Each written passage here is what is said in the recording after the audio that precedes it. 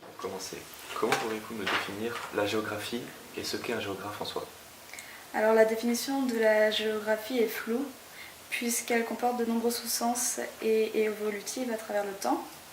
Mais à Nosat, nous avons tenté de donner un sens au rôle du géographe qui a aussi évolué puisqu'au XIXe siècle, à l'époque de Mackinder, il consistait essentiellement à la description de paysages et des interactions entre l'homme et l'environnement, alors qu'aujourd'hui, au sens contemporain, il s'agit davantage d'un scientifique qui a pour objectif d'établir des lois générales sur le fonctionnement du monde, pour lesquelles échappent quelques exceptions. On peut donc s'interroger sur la légitimité d'Alfred John Mackinder en tant que réelle figure de la géographie britannique de la fin du XVIIIe siècle et du début du XIXe. En quoi était-il un géographe de son époque et est-il toujours un géographe contemporain? Tout d'abord, est-ce que Mackinder a fait des études de géographie dans sa jeunesse?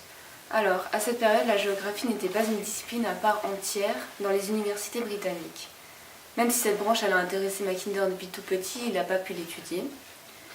Du coup, pendant ses études supérieures, il a étudié plusieurs formations comme la géologie, la biologie, l'histoire, le droit à l'université d'Oxford. Donc il ne s'agit pas d'un géographe à part entière du point de vue de ses études, mais ses formations étaient un atout pour comprendre le fonctionnement terrestre et le paysage. Et donc, quel a été son apport majeur à la discipline? Son apport s'est fait sous deux formes. En effet, sous d'abord une forme plutôt pratique, puisque c'est le père fondateur de la géographie qui a impulsé son introduction à l'université. Il a enseigné à l'université et il a également pris la direction de cette université. Il contribue ainsi à faire de cette discipline une discipline à part entière au Royaume-Uni. De plus, son apport a été également plus théorique, puisque dans un contexte de révolution industrielle, la connaissance des divers territoires du monde devient une nécessité, donc une sous-branche de la géographie apparaît, la géopolitique. De fait, elle se développe sous l'impulsion de John Mackinder, qui développe de nombreuses théories, dont la plus connue, la théorie du Heartland. Et donc, que reste-t-il de lui dans le monde de la géographie? Mackinder a impacté la géographie. En effet, c'est un impulseur de son enseignement à l'université britannique. Il a établi des théories importantes qui ont des points de vue géopolitiques, avec notamment la théorie du Heartland.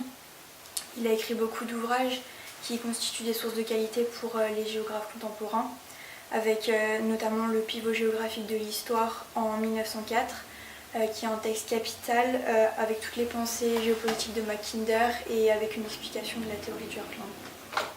Donc pour conclure, Mackinder n'est pas un géographe du point de vue de ses études parce qu'il n'a pas étudié la géographie en tant que telle, mais ayant contribué à l'émergence de l'école britannique de la géographie, il est considéré à son époque en tant que géographe et encore aujourd'hui en tant que l'un des pères fondateurs de la géographie.